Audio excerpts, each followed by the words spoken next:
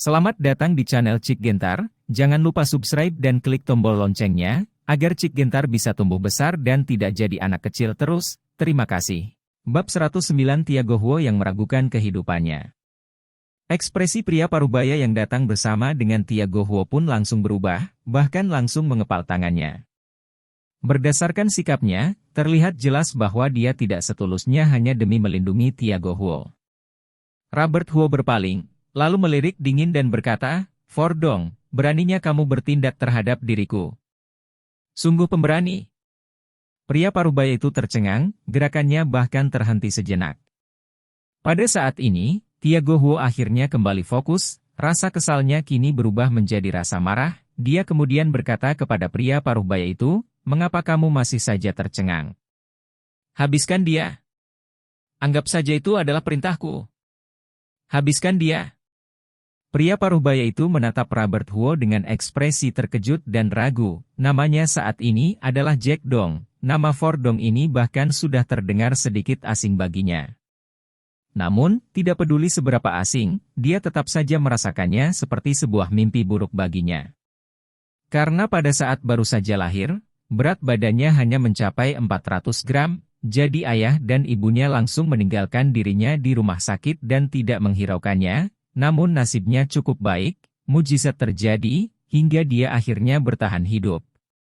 Karena tidak bisa menemukan orang tuanya, pihak rumah sakit hanya bisa mengurusinya selama 1 tahun, lalu akhirnya mengantarnya pergi ke panti asuhan. Dia bertumbuh di panti asuhan sejak kecil. Pada saat berumur 6 tahun, ada pencuri yang tertangkap. Ketika sudah dilepaskan, dia langsung membakar panti asuhan itu demi membalas dendam. Selain dari Jack Dong yang diam-diam keluar untuk menangkap katak pada saat itu, semua orang lain di panti asuhan itu kehilangan nyawa mereka. Saat Jack Dong membawa sebuah ember kecil penuh dengan katak pulang dan melihat kobaran api yang besar, dia tercengang cukup lama, namun tidak pernah meneteskan air matanya.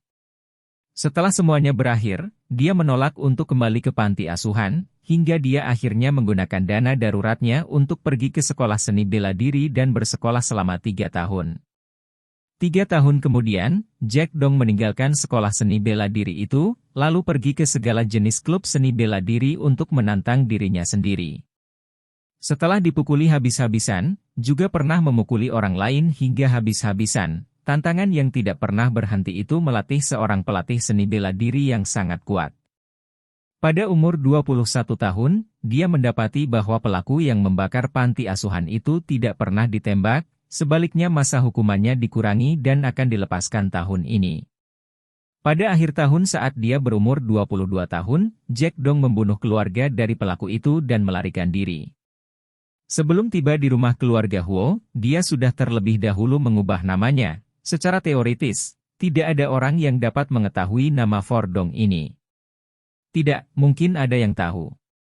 Pria parubaya itu tiba-tiba teringat kembali akan bintang harapan keluarga Huo itu, dia pernah bertemu dengan orang ini sebelumnya, bijaksana dalam ilmu seni bela diri, dan tidak hanya berpenampilan tampan saja. Sebagai seorang praktisi seni bela diri yang sudah berlatih sejak kecil, Jack Dong memiliki kemampuan menilai yang jauh lebih tajam dibandingkan orang biasa. Dari dalam diri pria itu, dia merasakan kekuatan yang tidak terbayangkan, tidak hanya aura superior yang sudah terbentuk dalam jangka waktu yang lama, terlebih lagi tekanan spiritual yang berada dalam jati dirinya. Di depannya, Jack Dong merasa seakan-akan berdiri telanjang tanpa ada rahasia yang bisa dia sembunyikan. Jika ada yang tahu rahasianya, maka orang itu pasti adalah bintang harapan. Jika pria itu mengetahui rahasianya, Jack Dong tidak akan merasa heran, tapi pria ini jelas bukan orang itu, bagaimana dia bisa tahu, Fordong? Pembunuhan harus dibayar dengan nyawa, hutang harus dibayar dengan uang, inilah adalah sebuah kebenaran abadi.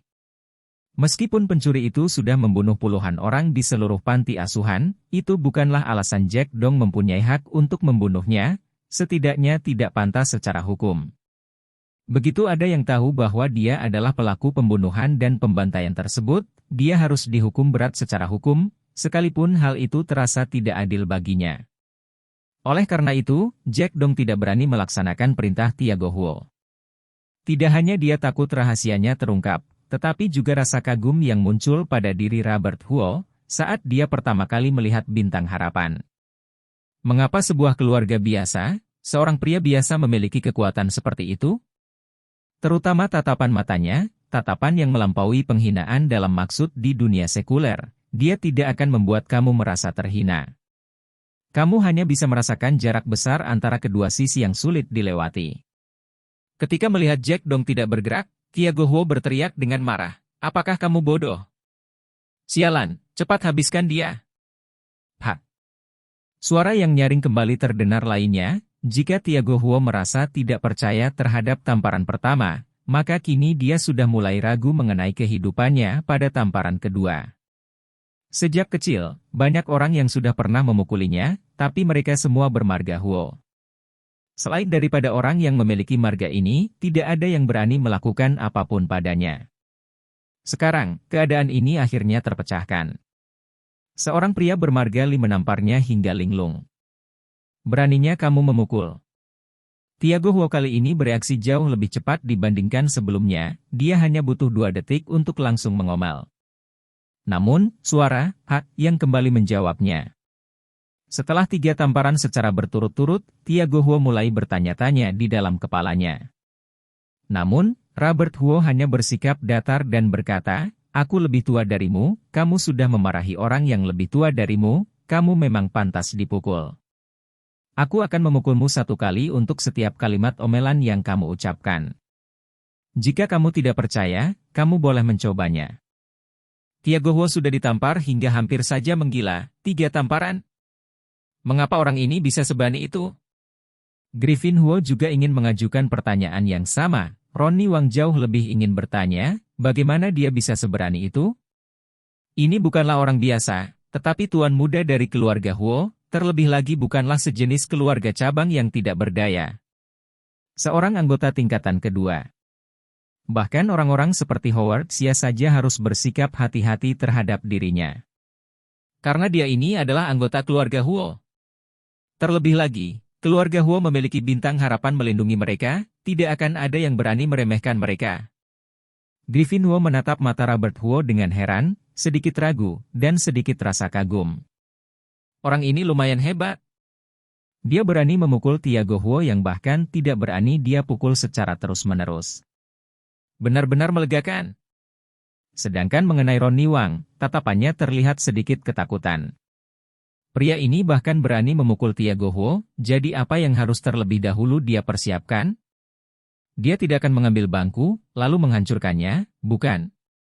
Ketika teringat akan hal ini, Ronnie Wang mundur selangkah secara tidak sadar, dengan ekspresi yang penuh kekaguman dan kepanikan.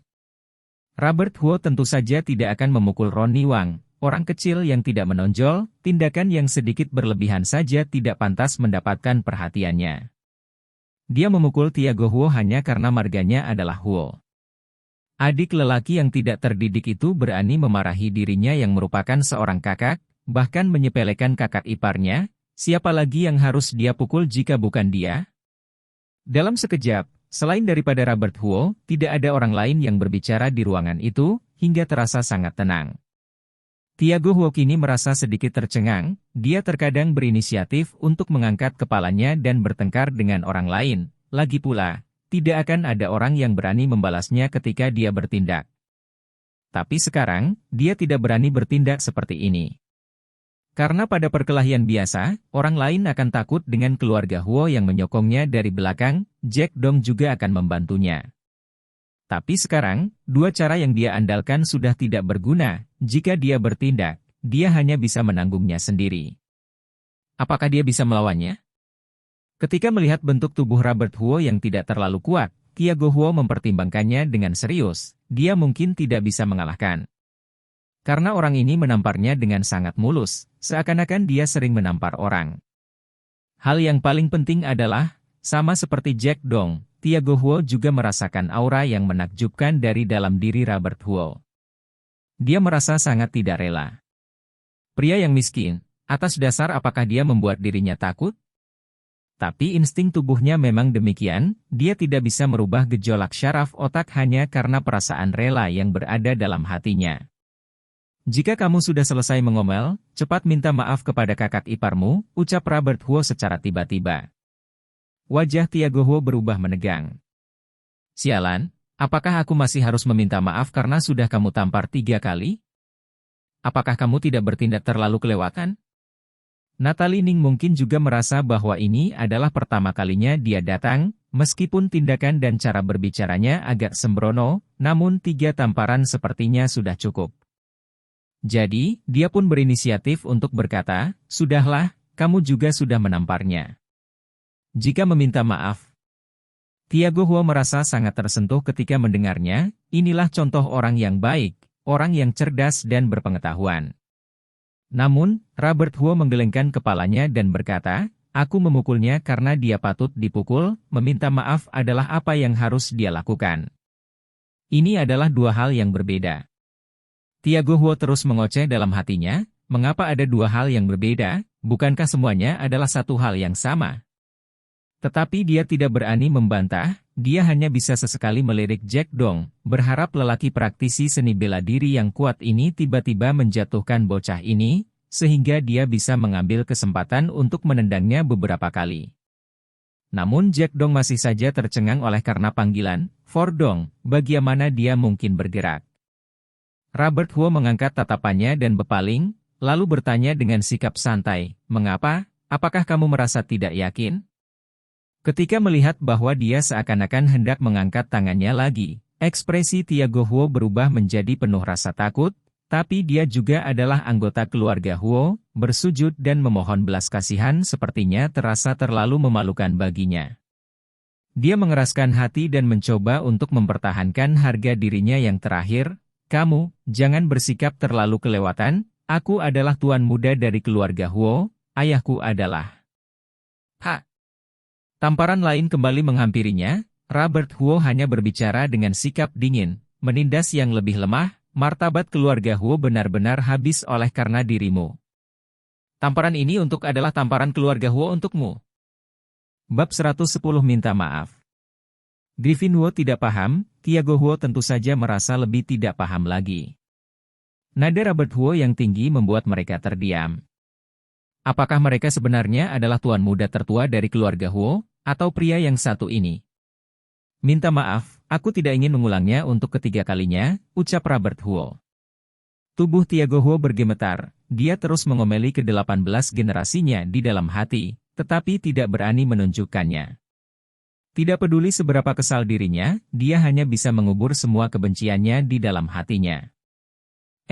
Maaf, ucap Tiago Huo dengan perasaan tidak bersedia.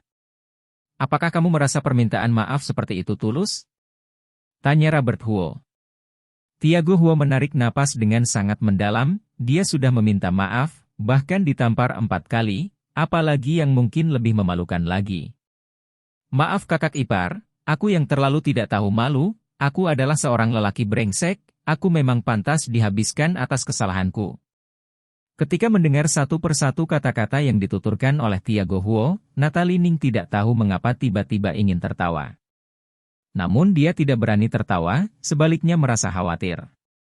Beberapa orang ini tidak terlihat seperti orang biasa, suaminya juga sudah menampar wajahnya hingga membengkak, apakah hal ini akan menimbulkan masalah? Robert Huo sepertinya terlihat tidak khawatir sama sekali. Dia hanya berbicara dengan nada datar, "Aku tahu kamu merasa tidak puas, tetapi aku menyarankan kepadamu untuk mengetahui batasanmu. Orang lain mungkin takut akan latar belakangmu, tetapi aku tidak akan takut. Jika hal serupa terjadi ke depannya, aku menjamin bahwa kamu akan berakhir lebih buruk dari sekarang." Tiago Huo tidak melawan sedikit pun, namun giginya sudah hampir hancur. Sangat memalukan. Setelah hidup hingga sedewasa ini adalah pertama kalinya dia dididik oleh seorang pria asing. "Pergilah, kamu tidak diterima di tempat ini." Robert Huo melambaikan tangannya, dengan ekspresi wajah yang penuh rasa kesal. Tiago Huo menggertakkan giginya, menundukkan kepalanya, berbalik dan berjalan ke arah luar. Jack Dong ragu sejenak, dia melirik Robert Huo sejenak, hatinya benar-benar merasa ingin tahu bagaimana orang ini bisa mengetahui nama Fordong. Namun, di depan orang sebanyak ini, dia juga tidak ingin menanyakannya, jadi dia hanya bisa pergi dengan Tiago Huo terlebih dulu. Setelah mereka berdua melangkah pergi, Griffin Huo menghela nafas lega. Dia kemudian menatap Robert Huo dengan senyuman kusut dan berkata, "Kak, kamu benar-benar bersikap terlalu keras kali ini. Tiago Huo sudah terkenal karena pikirannya yang sempit, kamu sudah menamparnya 4 kali, aku khawatir dia tidak akan diam begitu saja." "Tidak apa-apa, aku akan menunggunya membalasku," ucap Robert Huo dengan sikap datar.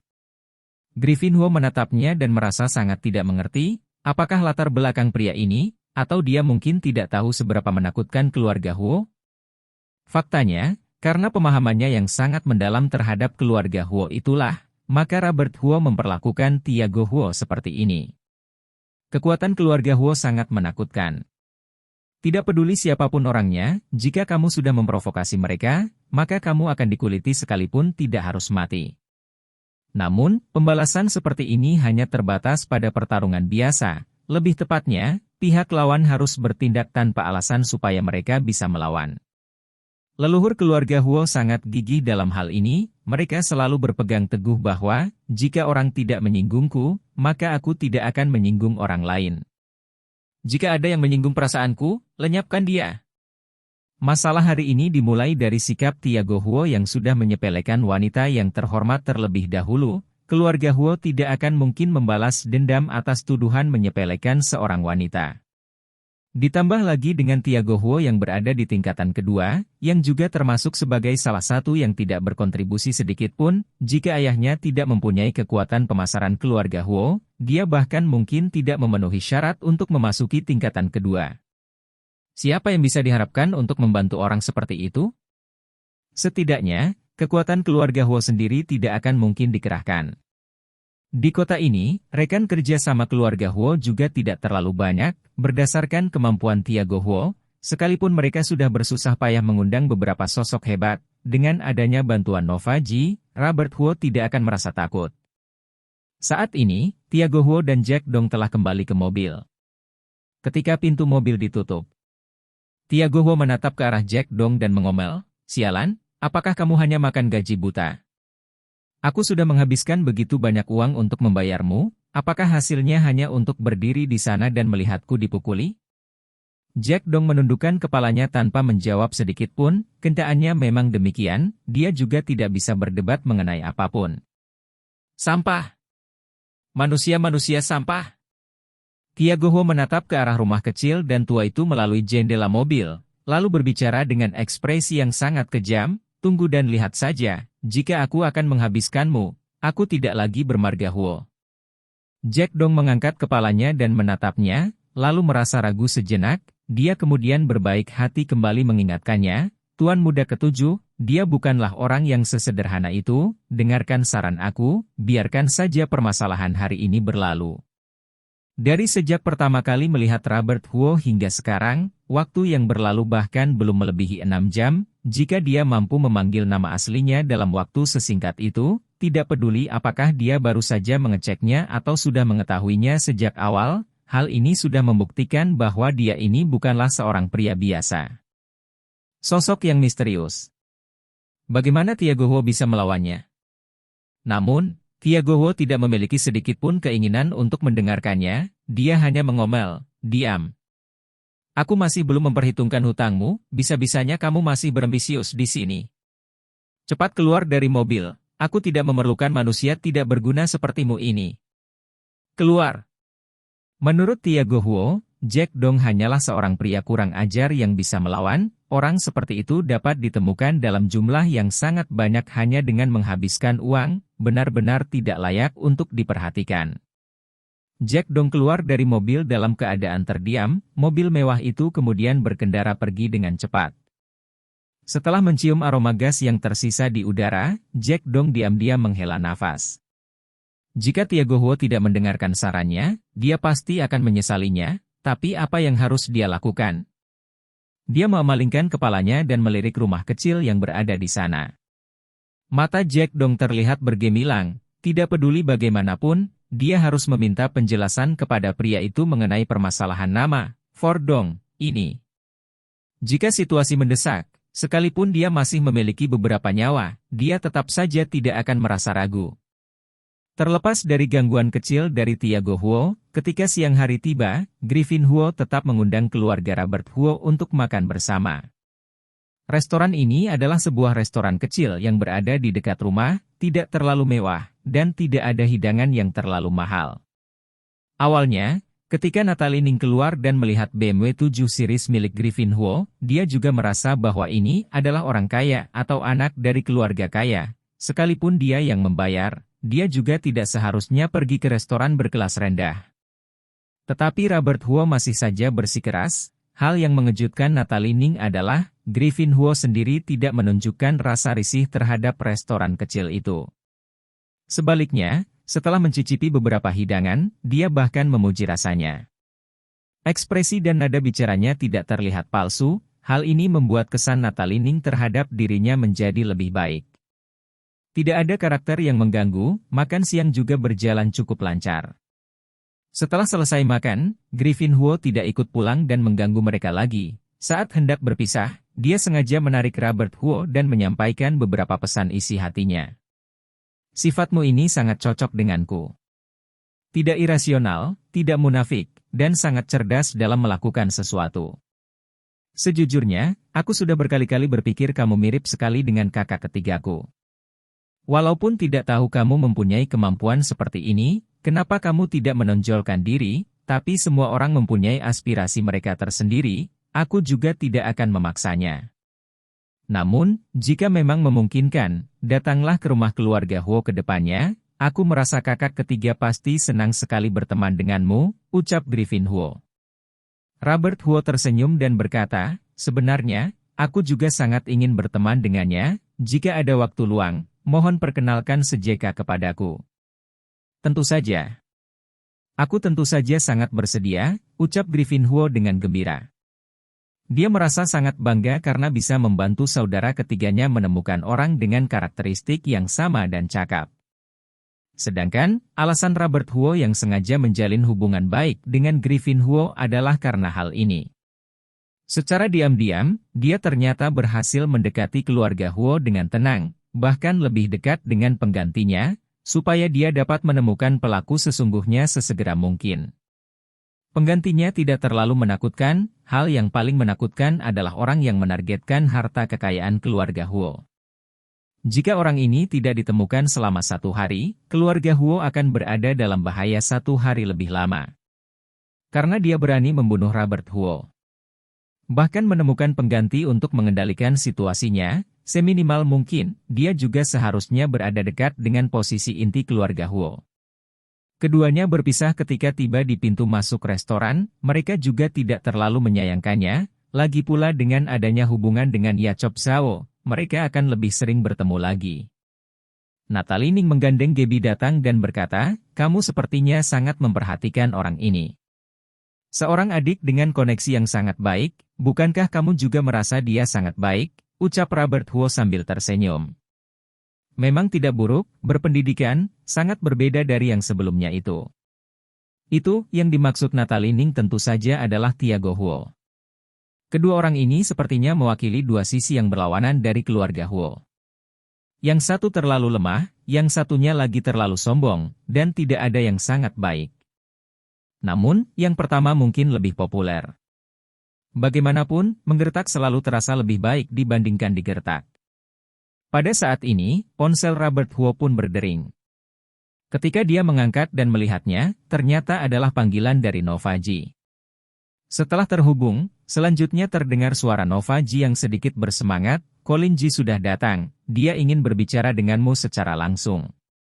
Nova Ji tidak mengatakan mengenai apa yang ingin dibicarakan, tetapi Robert Huo berpikir itu pasti bersangkutan dengan pengangkatan jabatan. Sepertinya, kunjungan Charles Ji ke kantor pusat kali ini sedikit lebih efektif. Jika Colin Ji bersikeras menolak, dia pasti tidak akan pernah datang untuk berbicara dengannya.